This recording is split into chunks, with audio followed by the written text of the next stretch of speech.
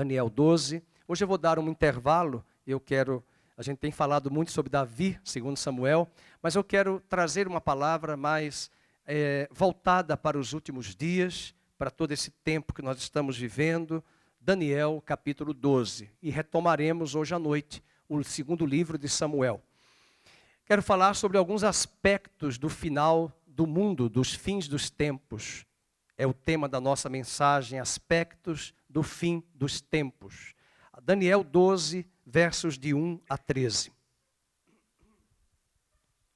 Nesse tempo se levantará Miguel, o grande príncipe, o defensor dos filhos do teu povo.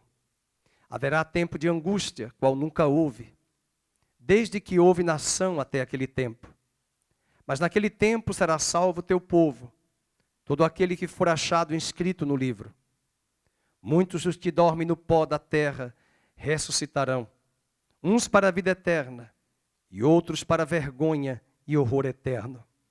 Os que forem sábios, pois, resplandecerão como o fulgor do firmamento, e os que a muitos conduzirem à justiça, como as estrelas sempre e eternamente. Tu, porém, Daniel, encerra as palavras e sela o livro até o tempo do fim. Muitos o esquadrinharão, e o saber se multiplicará. Então eu, Daniel, olhei, e eis que estavam em pé outros dois, um de um lado do rio, o outro do outro lado. Um deles disse ao homem vestido de linho, que estava sobre as águas do rio: quando se cumprirão estas maravilhas? Ouvi o homem vestido de linho que estava sobre as águas do rio, quando levantou a mão direita e a esquerda ao céu e jurou por aquele que vive eternamente, que isso seria depois de um tempo, 2 tempos e metade de um tempo. E quando se acabar a destruição do poder do povo santo, estas coisas todas se cumprirão. Eu ouvi, porém não entendi. Então eu disse: meu Senhor, qual será o fim destas coisas? Ele respondeu: vai, Daniel, porque estas palavras estão encerradas e seladas até o tempo do fim.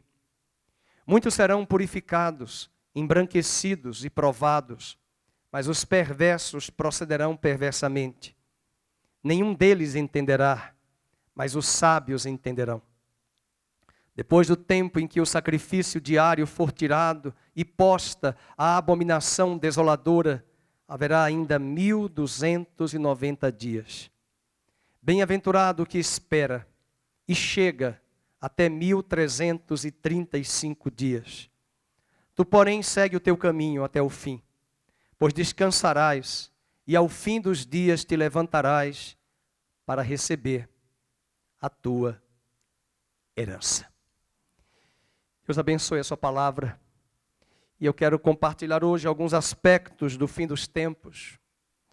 O livro de Daniel, nós temos uma criança que é o filho do Paulo e da Débora, e também o irmão do Paulo, que é Daniel, que eu acho um dos nomes mais lindos. Daniel significa Deus é minha justiça. Deus é juiz. Deus é justo. O livro de Daniel é considerado, na perspectiva escatológica do Novo Testamento, ele é considerado, diante do Velho Testamento, um livro semelhante ao Apocalipse. É um livro de visões. Um livro que Daniel receberá de Deus as palavras pertinentes do que haveria de acontecer ao longo da história, desde os dias de Daniel até a primeira vinda e a segunda vinda de Cristo. Daniel vai trabalhar nesse capítulo 12, se você pegar a sua Bíblia, o título desse capítulo se chama O Tempo do Fim. Não está no original. Isso é uma leitura que o tradutor coloca até para nos ajudar a entender. Então, até mesmo há um consenso entre os estudiosos dos textos bíblicos, esse capítulo remete-nos ao tempo do fim. Mas antes de falar sobre algumas questões mais pontuais para os nossos dias, que eu deixarei para o final da pregação, vamos pegar de que aspectos ele está falando. Eu selecionei aqui 9 aspectos. O primeiro é a descrição da grande tribulação. Percebam que no versículo 1, ele começa a nos falar sobre essa expressão, nesse tempo. Pergunte ao texto, que tempo? Que tempo Daniel está se referindo? Qual é o tempo que ele está citando aqui? É a grande tribulação. Portanto, essa expressão nesse tempo que ele estava falando no capítulo 7, no capítulo 8 e no capítulo 11, ele volta a falar no capítulo 12 e menciona o que ele havia dito nesse tempo. Nós temos que aprender a pegar a Bíblia e ler o texto, o intertexto e o contexto. Não é simplesmente tomar o texto aleatoriamente, isoladamente, mas ele está construindo, até porque os capítulos não existiam. Os capítulos foram colocados nas divisões para facilitar o nosso estudo, a nossa leitura didática. Mas Daniel não escreveu o livro com capítulos e versículos. O que ele está construindo é uma ideia que ele já tinha citado no capítulo 7, no capítulo 8, no 11, e ele fecha uma conclusão no capítulo 12. Veja, por exemplo, no capítulo 7, verso 21, essa descrição da grande tribulação, 7, 21. Eu olhava e eis que este chifre, uma figura do anticristo, ele fazia guerra contra os santos. Acabamos de assistir agora um grande ataque do Hamas contra o povo de Israel mais uma vez. Da mesma forma que essa guerra física, visível acontece, Daniel está falando de uma guerra contra os santos. Desde quando Cristo morreu na cruz do Calvário e ressuscitou e instituiu a sua igreja, ele estabeleceu ali uma descendência piedosa, que é o povo de Deus, os filhos de Deus. E os filhos de Deus levantam-se nesta terra como uma descendência piedosa. E a partir dessa descendência temente, piedosa e santa, Satanás não está satisfeito e contente. Ele tem vindo dizimar a igreja, ele tem vindo dizimar o povo de Deus com desânimo, morte, o martírio, a morte dos grandes profetas e apóstolos que aconteceu no Novo Testamento e ao longo da história da igreja, a destruição de Jerusalém, a destruição da cidade santa, do povo judeu que foi expulso da terra santa numa diáspora de 2000 anos, e para onde eles foram perseguidos, mas também a igreja que fora perseguida. Durante os 4 primeiros séculos da era cristã, a cristandade se manteve mais pura debaixo de perseguição. A partir do Édito de Constantino, no 4º século, 313 depois de Cristo, quando ele fez cessar a perseguição do Império Romano à igreja, parece que a igreja cessou a perseguição contra ela. Entretanto, antes ela estivesse debaixo da perseguição, porque enquanto ela era perseguida, ela crescia numericamente e qualitativamente. No momento que a igreja começa a deixar de ser perseguida, ela deixa de ser perseguida e ela começa a se unir ao Império Romano, ao poder político romano, a se vender os tesouros de Cristo, escondidos em Cristo, que foram negociados e trocados com poder, com fama. Essa igreja começa a se desvanecer. Do 4º século até o século XV, nós vamos encontrar uma igreja apóstata. Mas apesar de ter uma igreja instituída, chamada cristã, instituída, Deus sempre teve um remanescente fiel. Aquele cristianismo espalhado pela Europa, pelo norte da África, pela Ásia, ele começa a desvanecer até o ponto de chegarmos na Reforma Protestante. Outros grupos se levantaram bem antes de Lutero. Temos os valdenses, temos os morávios no século XIV, na antiga República Tcheca, que hoje é a República Tcheca, mas a antiga Boêmia, onde os morávios ali estavam, os valdenses, os lollardos e tantos outros grupos que foram perseguidos na igreja de Cristo ao longo da Idade Média, até chegar o grito de Lutero, de Calvino, e até chegar também na Inglaterra, João Wesley, os movimentos que Deus vai trazendo ao longo da história da igreja para estimular e vivificar o seu povo, para que o seu povo dê testemunho e realize a obra dele. De lá para cá, queridos, a igreja sempre sofreu perseguição. Seja física, seja doutrinária, seja moral, espiritual. As portas do inferno, Jesus nos assegurou que elas não prevaleceriam contra a igreja de Cristo. A igreja não é prédio, a igreja não é essas estruturas que nós colocamos em nossa cabeça, mas a igreja é um conjunto de pedras vivas, de pessoas que foram regeneradas, transformadas e que no momento em que as trevas estão tomando a terra, o desânimo e a opressão vindo sobre a terra, o Espírito do Senhor virá sobre a igreja e vivificará e soprará das cinzas, trazendo vida, vida abundante para que ela cumpra a sua missão. Essa guerra contra os santos continua. Nós enfrentamos hoje uma guerra de valores. Uma guerra contra os santos aqui não está dizendo no versículo 21 que os santos são os santos de Israel.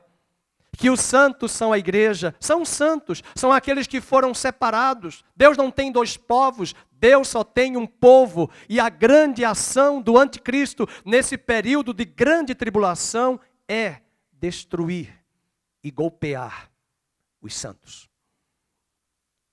Ainda no mesmo pensamento dessa grande tribulação, veja comigo o capítulo de número 7, 25. O anticristo proferirá palavras contra o Altíssimo, zombará de Deus, proferirá palavras contra Deus. Agora veja o 25, magoará os santos do Altíssimo. Essa é a ideia de Satanás. Deixar a igreja ferida, baqueada, golpeada, escanteada.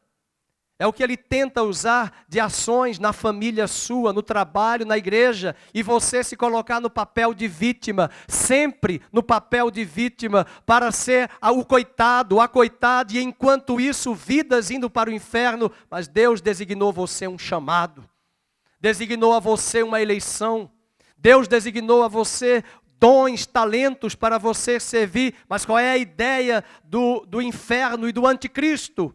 Magoar os santos do Altíssimo. Versículo de número 25, a parte B, ele vai cuidar em mudar os tempos e a lei. O governo do anticristo será um governo sem lei, tudo pode, tudo é permissivo. Não haverá uma lei, uma regra.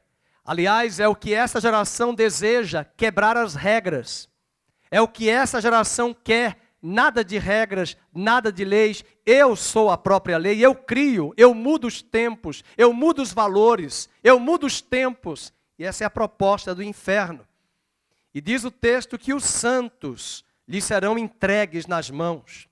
Essa grande tribulação, ela é citada no verso 25 por uma mesma narrativa que aparece em Apocalipse.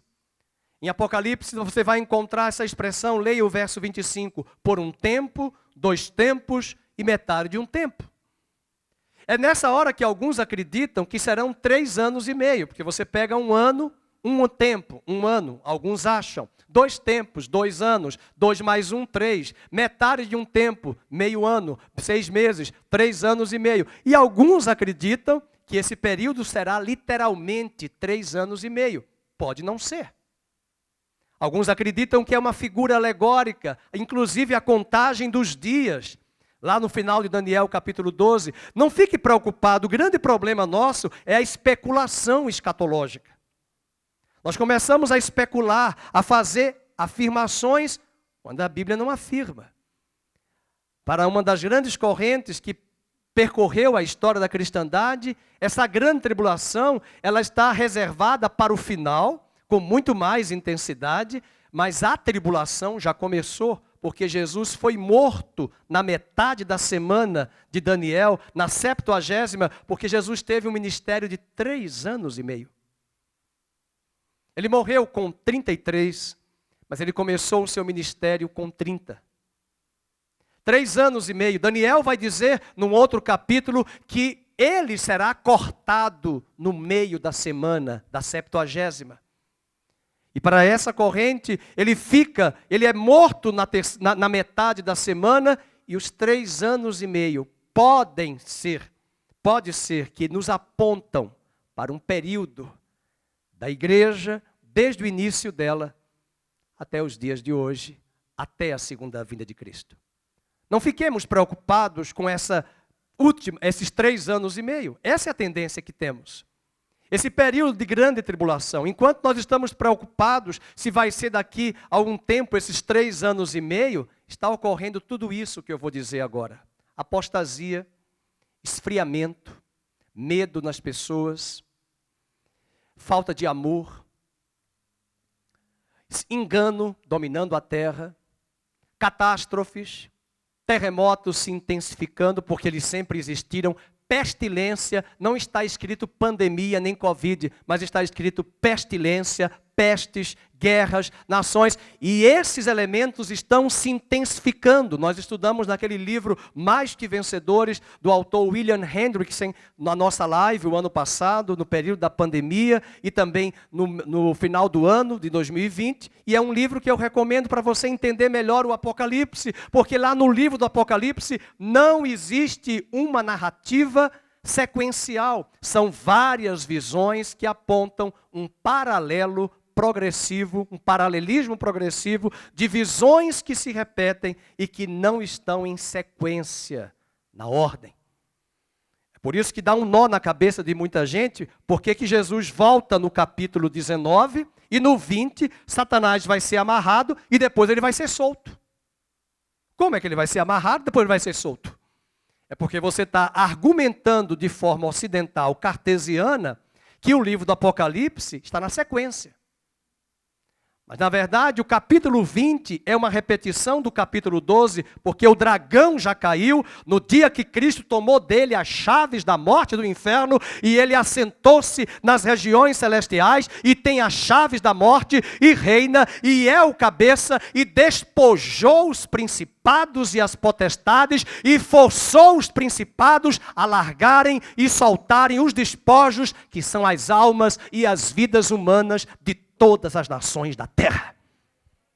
E ele, sabendo que pouco tempo lhe resta, 2000 anos que nós estamos, pouco tempo lhe resta, 2000 anos são 2 dias. Ele tem vindo desde Apocalipse 12 para tentar destruir a mensagem do Evangelho, impedir que os homens ouçam a pregação.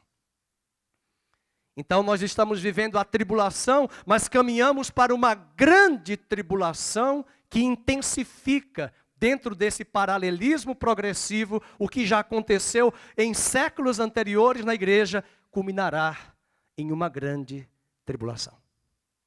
Que não necessariamente será 3 anos e meio. A gente fica especulando os 3 anos, isso é bobagem.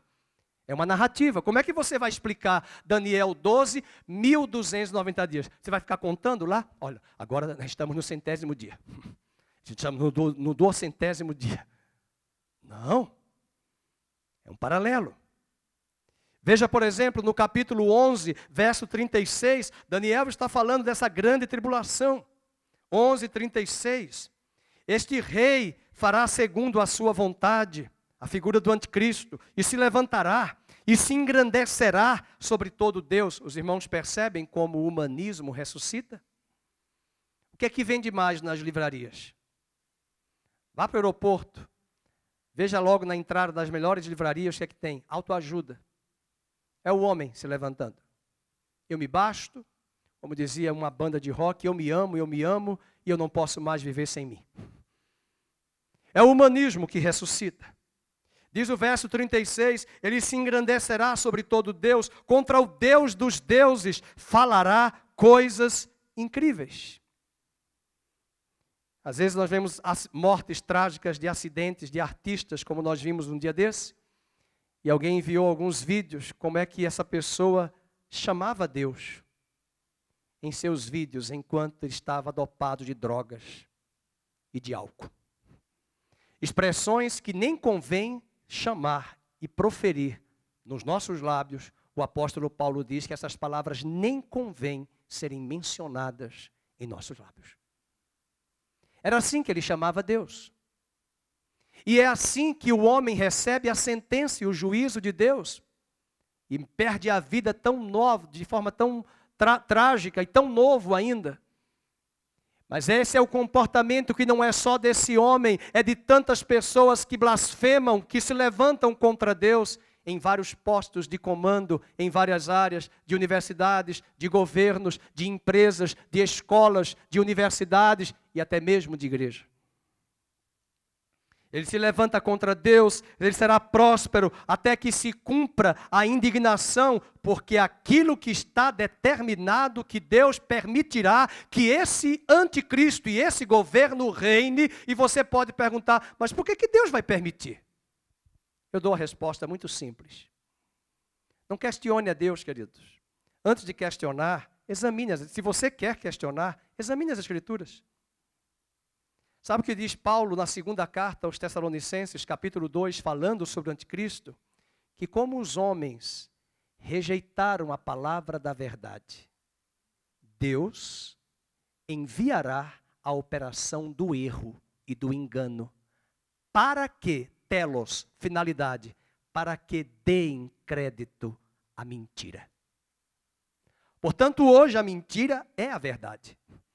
Não existe mais verdade. E Deus permitirá o engano. É isso que você quer? O engano você terá. Foi isso que Eva e Adão se encantaram.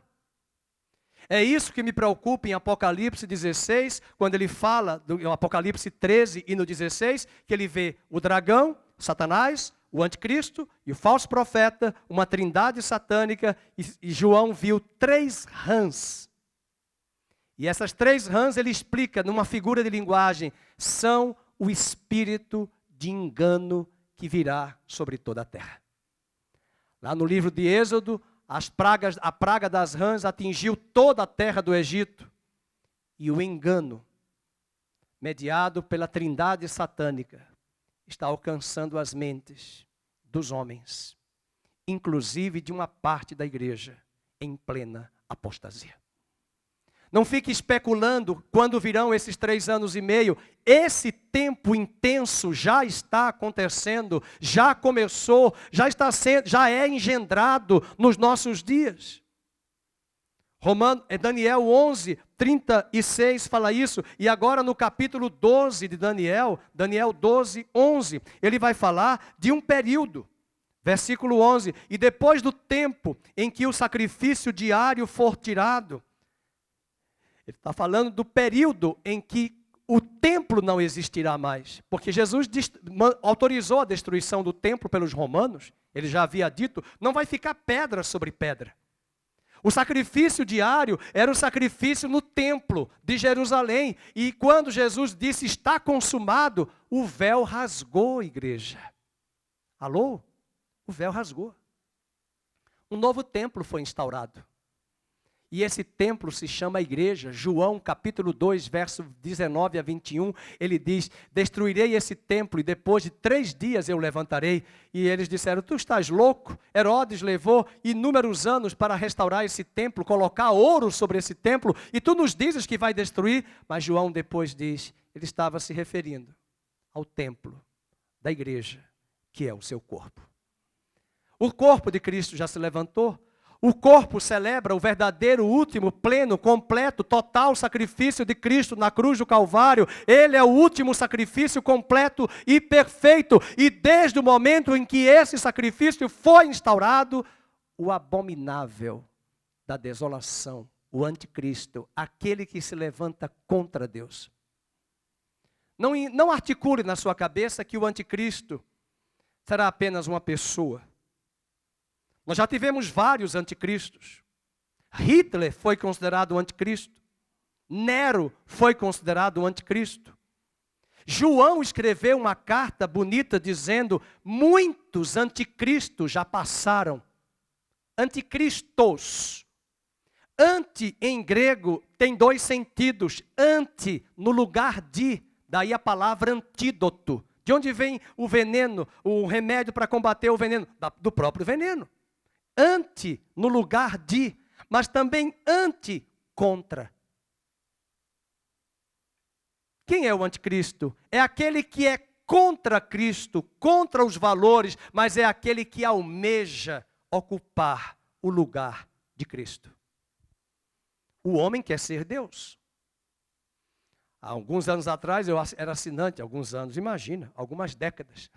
Eu tinha 15 anos quando eu li a revista, super interessante.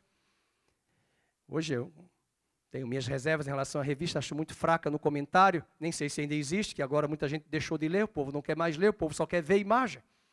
Mas eu lembro da revista que a revista colocou um homem grávido, mostrando que um dia o homem conseguiria engravidar. O homem, sexo masculino. Se o homem ousar fazer isso, pode crer, Deus virá e dirá, basta. E nós acabamos de ler que esse governo, esse homem mediado por esse poder satânico, ele vai se reservar a mudar os tempos, as leis e o costume. Isso é o anticristo. Então não fique pensando de onde ele virá, quem é o anticristo. Há pessoas que estão preocupadas na internet em saber se o anticristo já nasceu. Eu morava ainda em Maceió, com meus 20 e poucos anos, 22, e alguém já tinha dito para mim que ele já tinha nascido. Eu digo, e onde é? Qual é o RG dele? Nós não estamos preocupados com isso. Porque o que nós devemos ficar preocupados é que esse comportamento característico do anticristo já está no meio de nós.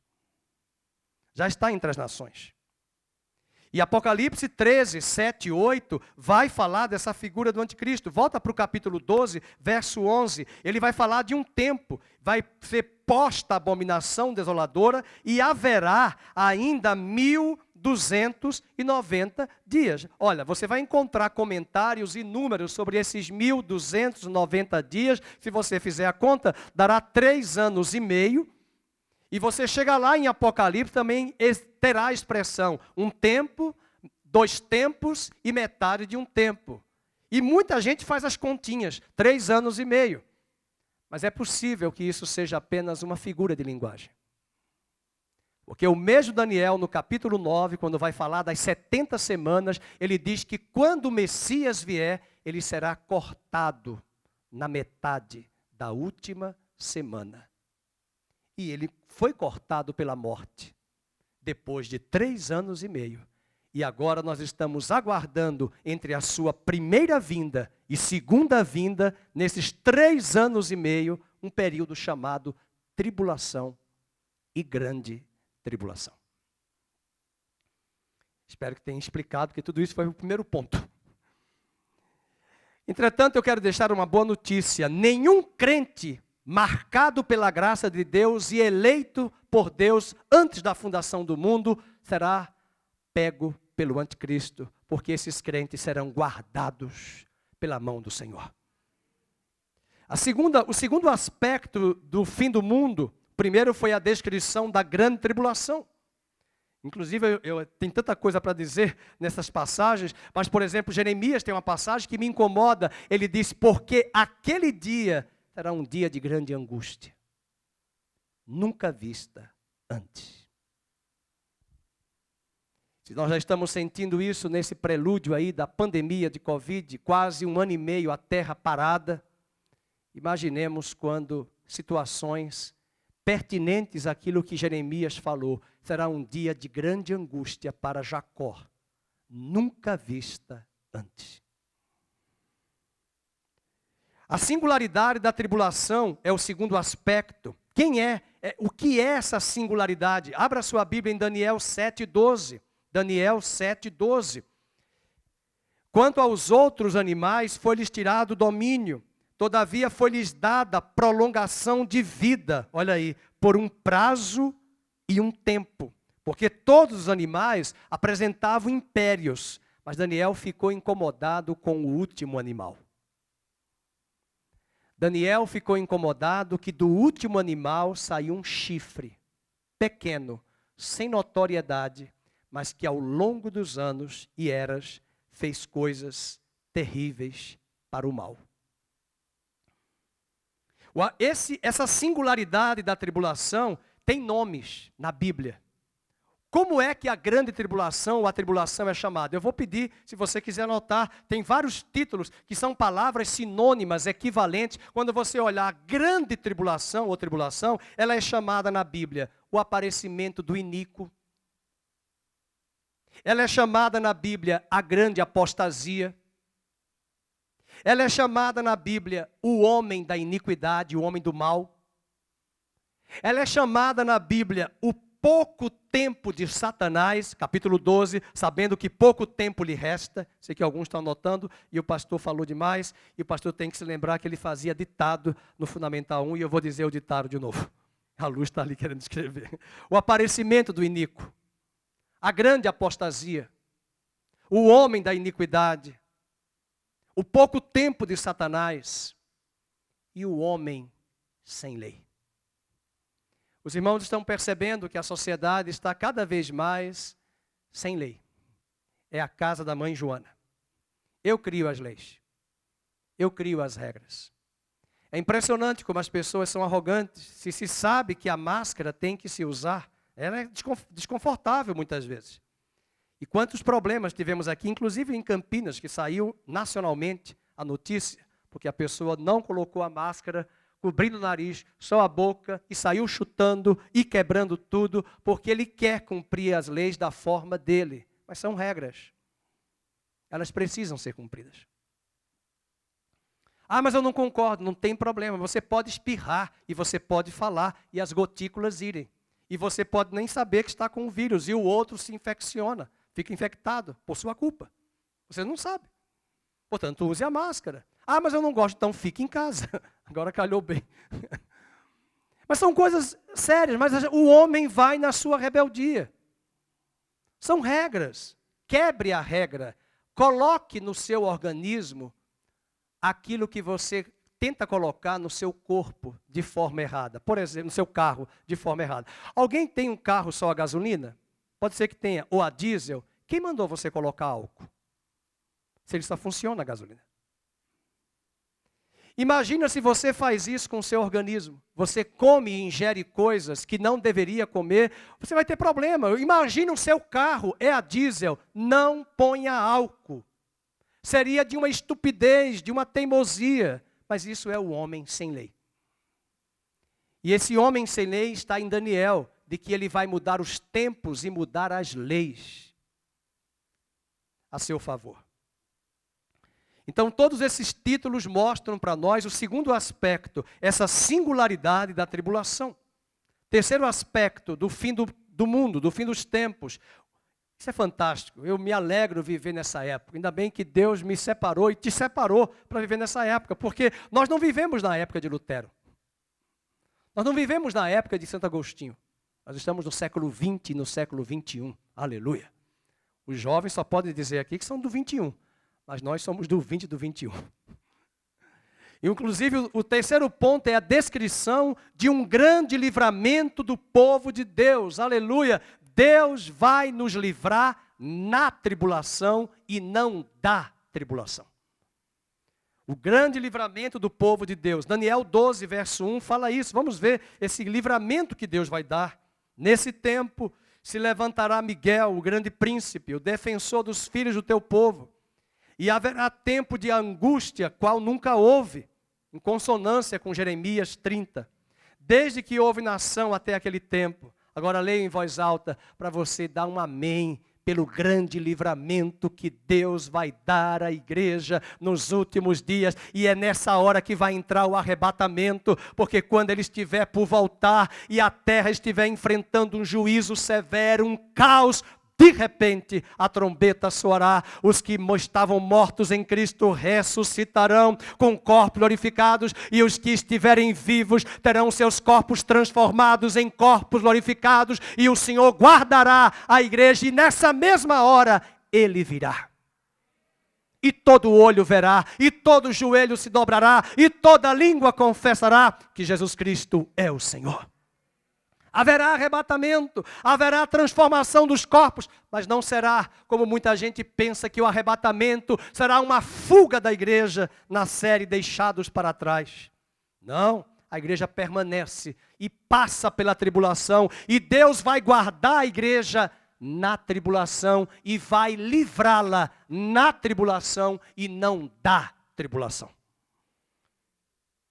Capítulo 12 diz, nesse tempo, naquele tempo, vamos ler, será salvo o teu povo e todo aquele que for achado inscrito no livro. Tem um livro. Ah, eu não acredito. Você já foi lá? Você já foi lá para saber se o livro não existe? Mas ele falou, ele diz lá no Apocalipse dos nomes que estão escritos no livro da vida e daqueles que não têm o nome escrito no livro da vida.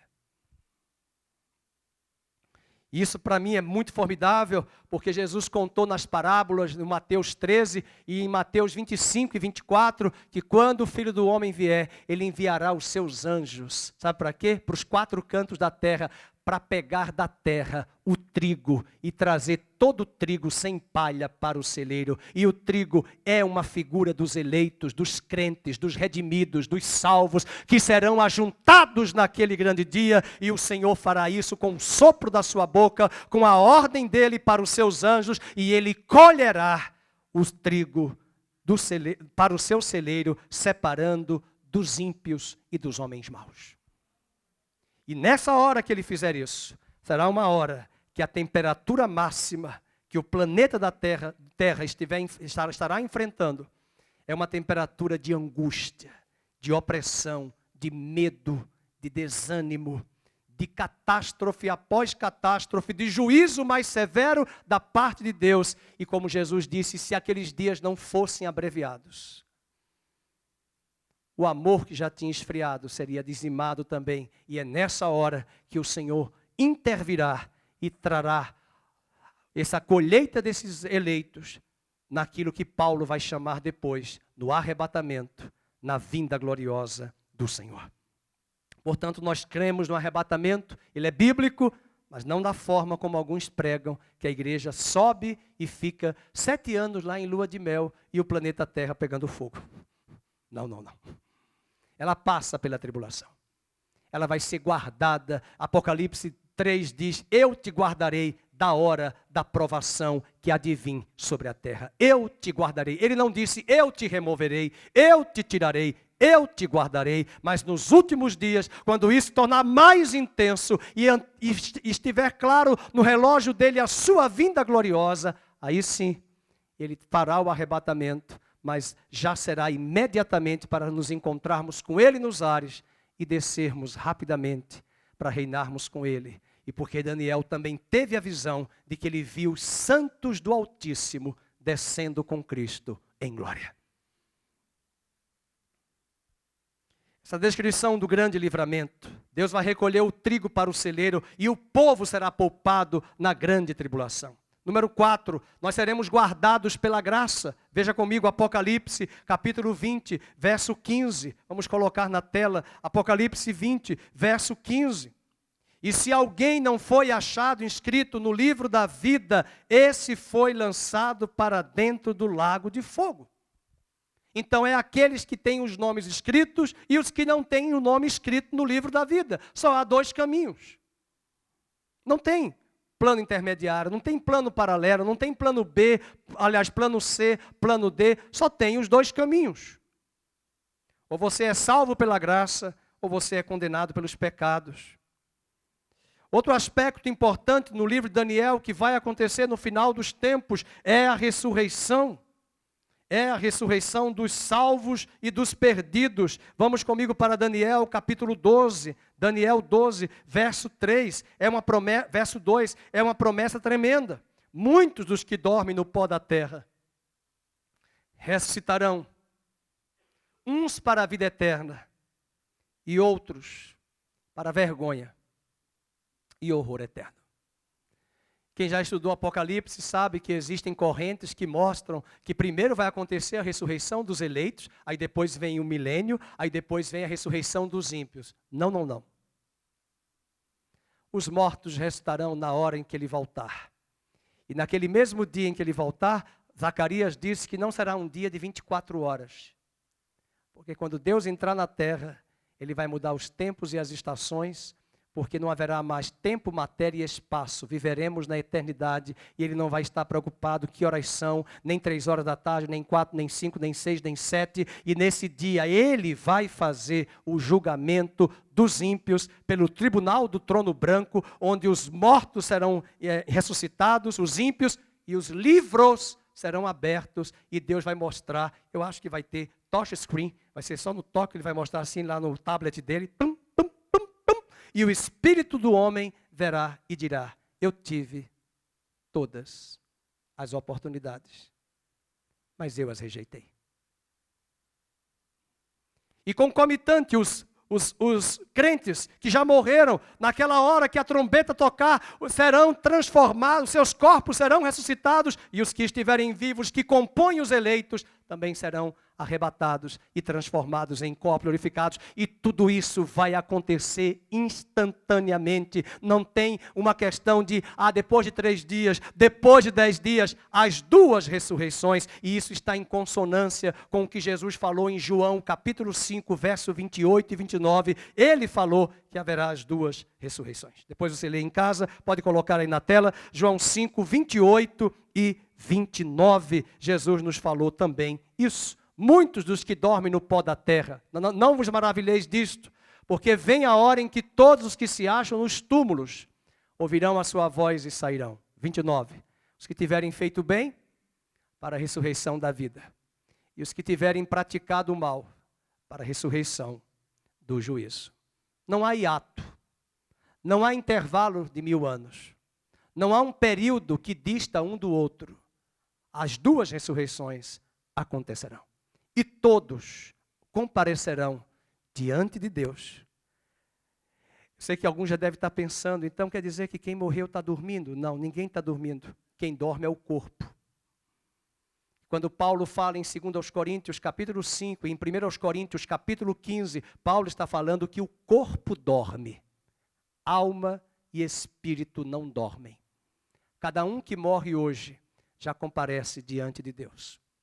Só que naquele dia, Deus vai ressuscitar todos os mortos para mostrar o fechamento do ciclo, o balanço de Deus, do que Ele fez do contrato de arrendamento com o homem na terra. De que Ele deu a terra ao homem, deu vida ao homem, e o homem usou a sua vida, não para a glória dele, não para parceria e comunhão com Ele, para viver nos seus próprios prazeres e em rebeldia contra Deus. E naquele dia, como o tribunal é do trono branco, ninguém vai ter a audácia de culpar Deus e dizer ao juiz, Vossa Excelência é culpada em dizer e atribuir a mim essa sentença. Não, o trono é branco, de paz, porque ao olhar para os livros, as obras testificarão. Eu não tenho dúvida de que naquele dia os homens dirão, nós tivemos todas as oportunidades. Meu irmão, dá uma olhadinha agora, pensa comigo, qual é o brasileiro que não conhece um crente neste Brasil? Tem todo tipo de crente ao nosso redor. Pentecostal, tradicional, reformado, neopentecostal, avivado, conservador, liberal, progressista, tradicional, tem de tudo. E é onde eles estão? No trabalho, na farmácia, na padaria, no mercado, na loja, no centro, na 25 de março. E aonde você estiver, tem alguém falando, tem alguém entregando um panfleto, um folheto. A palavra de Deus está sendo pregada. As oportunidades estão. Mandamos vídeos de WhatsApp, mandamos mensagens e muitos desmerecem, nem leem, nem estudam, nem leem. Até mesmo um texto, um panfleto. Quantos panfletos eu já entreguei? E a pessoa rasgou na minha frente e jogou no lixo. Haverá essa ressurreição. A ressurreição dos salvos e a ressurreição dos perdidos, mostrando 2 tipos de pessoas. É impressionante quando nós vamos para velório e a pessoa fez tanta maldade, tanto mal, eu não posso afirmar nada. E alguém chega lá e diz assim, eu fico só calado, porque eu não posso falar nada no velório. Porque a ovelha eu nem conheço, a pessoa me chama. Pastor, pode fazer o velório? Posso. Aí a pessoa está lá, pastor, ele matou 10. Aí alguém chega lá, pega a palavra e diz assim, bom dia, irmãos, oremos por essa alma, porque com certeza Deus a recebeu no paraíso. Você tem certeza disso? Você acha que existe salvação? Você se esqueceu de ler Lucas capítulo 16, da história mais verídica que Jesus deu nome, falando o rico e o mendigo Lázaro? Não é parábola. Os 2 morreram, os 2 estão conscientes, os 2 estão conversando com Abraão. Um pediu a Abraão para descer e mandar alguém aqui na terra avisar a família, e Abraão disse, ninguém vai descer para depois voltar. Você não crê nisto, você não dá ouvidos a isto. Que história é essa que depois que morreu, nós vamos resolver? Não. É em vida que se resolve. É em vida que se decide. É em vida que eu tomo a posição. E pode ser que o ladrão na cruz, como ladrão na cruz, tomou a decisão. Pode ser que essa pessoa tenha tido a oportunidade, se arrependido e salvo pela graça. Mas eu não vou afirmar nada. Eu não vou afirmar nada. Quinto ponto, a ressurreição dos salvos. Sexto ponto, a recompensa dos salvos. Eu quero dizer a você hoje de manhã, você que está nos assistindo em casa, que vale a pena servir a Jesus. O verso 3 de Daniel, capítulo 12, diz: e os que forem sábios resplandecerão como o fulgor do firmamento, e os que a muitos conduzirem à justiça. Muitos conduzirem à justiça. Você conduz muitos à justiça de Deus quando você prega, quando você dá um testemunho, quando você dá um livro a uma pessoa, quando você dá um panfleto, quando você canta, quando você está na igreja cantando louvores com a sua voz, com o seu talento, com os seus recursos financeiros, materiais, não importa, Deus usa a sua vida e você com esses recursos ganha e conduz almas para o reino de Deus. E naquele dia a recompensa é que ficará notório que aqueles corpos que vão brilhar e resplandecer é porque eles conduziram muitos à justiça de Deus. Eu achei um amém fraquinho, eu acho que você não leu 1 Coríntios capítulo 15, Paulo vai dizer que nos corpos celestes existem estrelas e estrelas, e cada estrela tem um brilho diferente. Daniel 12 vai nos dizer que algumas estrelas vão brilhar mais, porque se deram. Isso aí não é para salvação, é galardão, porque se deram para o reino, cantaram, pregaram, testemunharam, louvaram e mais do que falar, viveram o evangelho para a glória de Deus. Esses serão, como diz Daniel, estrelas resplandecentes. Diz o versículo 3 que eles vão resplandecer como o fulgor do firmamento. Isso fala da recompensa dos salvos. E não é só você e eu, Daniel receberia a recompensa. Veja o versículo 13. Tu, porém, Daniel, segue o teu caminho até o fim, pois descansarás e ao fim dos dias te levantarás para receber a tua herança. Desde agora a minha coroa está reservada, disse Paulo, consciente. Eu sei que o meu Redentor vive. Ainda que eu morra, disse Jó, eu o verei. E a coroa está reservada para mim, disse Paulo. Sétima característica é a credibilidade da palavra profética. A credibilidade da palavra profética. Veja o verso 4 de Daniel 12. Tu, porém, Daniel, encerra as palavras, sela o livro. Selar o livro, irmão, não é fechar o livro. Selar o livro é para dizer que esse livro foi selado, só o dono pode abrir. Esse livro é de Daniel, mas esse livro é de Deus, foi Deus quem deu a mensagem para ele. E esse livro agora, numa figura de linguagem, vai ficar disponível na biblioteca. E durante 2.500 anos, desde o escrito de Daniel até os dias de hoje, você pode olhar para esse livro e ver a palavra profética se cumprindo. E você precisa dar crédito à palavra de Deus. Por exemplo, Daniel não viveu no Império Grego. Daniel não viveu no Império Romano, mas ele viu Alexandre o Grande. Daniel viu o grande bode com 2 chifres, representando o Império Medo-Persa. Daniel viu um outro chifre, que é Alexandre o Grande, de um bode que destrói o carneiro, que tem 2 chifres, e o Império de Alexandre destruiu o Império Medo-Persa. Daniel viu o último império, o Império Romano, e Daniel ficou incomodado com um pequeno chifre no quarto animal que se levanta nos últimos dias, na figura do anticristo.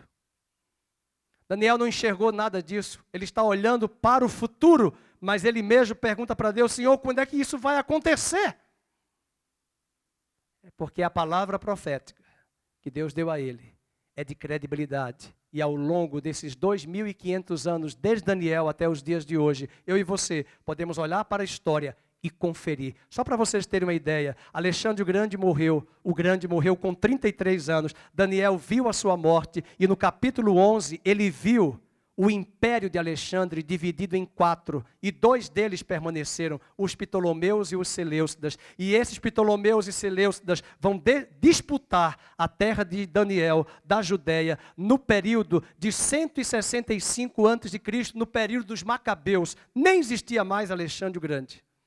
Ele enxerga. E o capítulo 11, na minha opinião, é o capítulo mais difícil de Daniel, porque você precisa pegar a história dos impérios, do Império Grego, do Império dos Seleucidas, dos Ptolomeus, do Império Romano, vasculhar a história e dizer, Daniel profetizou. Só que ele não entendeu nada. Mas ele disse para Daniel no verso 4, o saber destas palavras que eu te dou vai se multiplicar. Que maravilha olhar para a Bíblia e ver a palavra profética se cumprindo ao longo da história. Mostrando para o fim dos tempos o que vai acontecer. Agora, o 8º ponto que nós podemos ler aqui é a descrição do tempo do fim. É um outro tópico, 8º, descrição do tempo do fim. Versos 5 ao 7. Então eu, Daniel, olhei. E eis que estava em pé outros 2, um de um lado do rio, o outro do outro lado. Um deles disse ao homem vestido de linho, que estava sobre as águas do rio, quando se cumprirão estas maravilhas? Essa é a pergunta que todos nós fazemos. Ouvi o homem vestido de linho, que é Jesus, que estava sobre as águas do rio, quando levantou a mão direita e a esquerda ao céu e jurou por aquele que vive eternamente, que seria isso depois de um tempo, 2 tempos e metade de um tempo. E quando se acabar a destruição do poder do povo santo, estas coisas todas se cumprirão. O que nós vamos perceber aqui é um paralelismo progressivo do que acontece no livro do Apocalipse, de vários juízos que vão se intensificando e Deus vai trazer esse juízo para os últimos dias de forma mais severa. E diz o texto, lá no verso de número 10, vamos ler. Muitos serão purificados, embranquecidos, provados. Então os justos estão na tribulação. E agora? Mas os perversos procederão o quê? Perversamente. Nenhum deles entenderá, mas os sábios entenderão. O 9º ponto do fim dos tempos é uma pergunta escatológica. A grande pergunta que nós fazemos é, quando isso acontecerá? Mas Daniel vai dizer no verso 8, vamos ler? Eu ouvi, porém, não entendi, então eu disse, meu Senhor, qual será o fim destas coisas? Qual será o fim destas coisas? É o que Daniel quer saber, é o que eu e você queremos saber. Deus não dá muitos detalhes, mas Ele trouxe aqui alguns pontos importantes que se você fizer um checklist, esses pontos já estão acontecendo. E agora eu quero fechar com 4 pontos conclusivos. E gostaria que você anotasse esses pontos, porque do meu ponto de vista eles são mais importantes para a gente meditar e sair com algumas lições. Primeiro, a perseguição que a igreja vai enfrentar, ao invés de destruir a igreja, vai purificar a igreja. Será que nós estamos percebendo que esse tempo tão difícil de pandemia está nos deixando meio sozinhos, isolados, abatidos? Não significa dizer que nós não precisamos da igreja. Como precisamos? Significa dizer que Deus está nos ensinando. Filho meu, filha minha, virão dias de abalos sobre a terra. E quando esses abalos vierem, você precisa entender que talvez ninguém vai estar com você naquela hora, mas eu estou com você. E eu estou te preparando para momentos em que você enfrente a solidão, não sozinho, mas você esteja em solitude comigo. Solidão é você mergulhar sobre você mesmo. Solitude é você estar sozinho, fisicamente, mas em Deus e com Deus. E saber usar e não mergulhar numa crise existencial.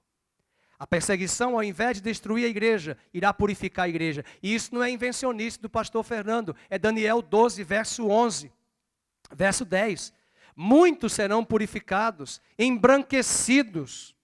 Não é ficando de cabelo branco, não, embora nós estamos ficando.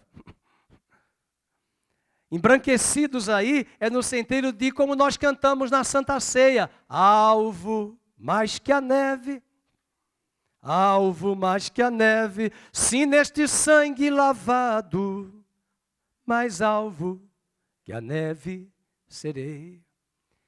Com essa parede, não é branca, mas tem uma cor, só o cristiano que sabe o nome da cor, mas quando ela é branca, vamos dizer que ela é branca, pode ter uma mancha ali, que eu não estou enxergando. Mas se eu pegar essa lâmpada e colocar próxima daquela parede, a mancha e a nódoa ficará visível. Nós estamos lavados no sangue de Jesus. Mas quanto mais andamos na luz, mais a luz incomoda áreas de trevas na nossa vida. E a tribulação, ela nos ajuda, e a pandemia nos ajuda a Deus tratar conosco. Temperamentos, agitação, vontade de sair, andar, como alguns estão loucos para andar, lazer. E Deus está nos ensinando ao que diz lá em Apocalipse, que chegará o tempo do homem se esconder nas cavernas. Mas ficar na caverna, queridos, da depressão. Mas foi naquela caverna que Deus deu uma revelação tremenda a Elias. O chamou para sair da caverna e disse para ele: você não é o único sozinho nessa pandemia. Tem 7.000, Elias, que não se dobraram a Baal. Sai, porque ainda não é o tempo de ir. Você vai ungir fulano e beltrano como reis, porque ainda tem um chamado e ministério na sua vida. Não é o fim. Você está sendo purificado, embranquecido e provado. Segunda lição, a perseguição não tirará o discernimento da igreja. Está precisando acontecer na igreja é que Deus traga discernimento à igreja, discernimento a mim, discernimento a você. Veja o verso de número 3. Os que forem sábios, os que forem sábios. Mas o versículo 10, a última frase diz: e nenhum deles entenderá. Quem não entenderá? Os perversos, os homens maus, mas os sábios entenderão. Por que as pessoas não estão dando crédito a muitas narrativas? Porque os próprios governantes, os próprios chefes de Estado, os próprios governadores e homens que estão, eles não têm controle, porque Deus mesmo está confundindo os homens, e eles podem falar algo hoje e amanhã já não é mais. Por quê? Porque não é para confiar no homem. Porque os homens que não são de Deus, que não têm o conhecimento de Deus, eles não entenderão. Os perversos não compreenderão, mas os sábios entenderão que dias difíceis são estes. Será que você entende? Será que você está pensando: ai pastor, eu quero casar. Ai pastor, eu quero ter meus filhos. Calma, você vai ter. Comece a gerar filhos para Deus. Comece a enxergar que Deus está trabalhando na sua vida. Que quando tudo está em silêncio, achamos que Deus não está trabalhando, mas Ele está trabalhando. O segundo aspecto é que a perseguição não vai tirar o discernimento da igreja. Terceiro, a perseguição não tira a paciência triunfadora da igreja. A paciência não vai tirar, aliás, a perseguição não vai tirar a paciência que nós precisamos ter para os últimos dias. Daniel 12, verso 11 e 12. Depois do tempo em que o sacrifício diário foi tirado, posta a abominação desoladora, haverá um período de 1290 dias, que é a tribulação. Bem-aventurado, leia o verso 12, o que espera. Diga isso para o seu irmão: bem-aventurado que espera. Nós não queremos esperar. Queridos, vale a pena esperar, não importa a sua idade. Eu sei que os anos estão passando. Você pode dizer: pastor, não vejo as promessas. Mas eu não estou falando de promessas minhas, para o meu mundinho, para a minha vida. Simeão e Ana viram aquele bebê, 8 dias de vida. E Simeão disse: agora despede o teu servo em paz, porque os meus olhos viram a tua salvação. Ana estava avançada a idade, mas há anos que ela intercedia pela vinda do Messias, e o Espírito cutucou o coração de Ana, e ali disse para ela: corre, corre, porque aquele por quem você ora há anos acaba de chegar. A paciência, nós precisamos ter paciência. Essa pandemia, essa situação que nós estamos enfrentando no planeta, Deus está nos ensinando a sermos pacientes. Que as coisas não são para ontem, que não adianta ter um botão, que esse mesmo botão de tecnologia que faz acionar várias coisas na casa, esse botão não vai funcionar quando Deus desligar o disjuntor do planeta Terra. Eu repito várias vezes o que eu sempre digo, eu fico a pensar, só o que aconteceu alguns anos atrás, levante a mão quem lembra do que eu vou dizer, quando a antiga telefônica, que hoje é Vivo, ficou 5 dias aqui em São Paulo, sem funcionar, sem internet. Levante a mão quem presenciou isso. Foram perdas. Agora imagine internet sem funcionar 3 meses no planeta. Quantos trilhões de dólares o canal de Suez deixou de receber? Em 7 dias. Um navio encalhado. E quando o Criador, que sopra e joga vento sobre o universo e sobre a Terra, paralisar os sinais de internet e dos satélites. Aí o Chapolin vai dizer, não contava com a minha astúcia. E é nessa hora que nós vamos enxergar que nós somos vulneráveis, frágeis e limitados. Eu não estou dizendo que isso vai acontecer, mas na Rússia, há 7 anos atrás, um meteorito pequeno caiu. Eles ficaram 1 mês sem internet. E a velocidade do impacto foi tão grande que pessoas perderam audição, vidros foram quebrados, pessoas foram cortadas e arrebatadas para fora, lançadas para fora do ambiente, pelo impacto do som, da velocidade, do som, do movimento, né, de toda aquela a velocidade, na atmosfera, quando o meteorito caiu. Agora imagine quando proporções maiores vierem sobre a Terra. Nós lembramos quando aquela chuva forte aconteceu alguns anos atrás. Eu lembro até hoje que nós chegamos no antigo santuário, olhei para o alto, como diz o filme hollywoodiano, e o vento levou. Levou o quê? Levou o telhado. Telhado de quem? Da igreja. Lembro até hoje da irmã Zezé, ela ficou angustiada, perplexa. Pastor Aníbal teve que sentar na cadeira e eu tive que dizer, pastor, o templo físico voou, mas o templo vivo está aqui. As portas do inferno não prevalecem contra a igreja de Cristo. E Deus providenciou. Isso foi só um prelúdio de uma única cidade com rajadas de vento. Eu fiquei assustado que uma latrina, um vaso sanitário, de um apartamento dali da região do shopping Galeria, voou e foi bater lá no último andar do shopping. Imagina se essa latrina tivesse batido na cabeça de uma pessoa. Como isso foi arrancado.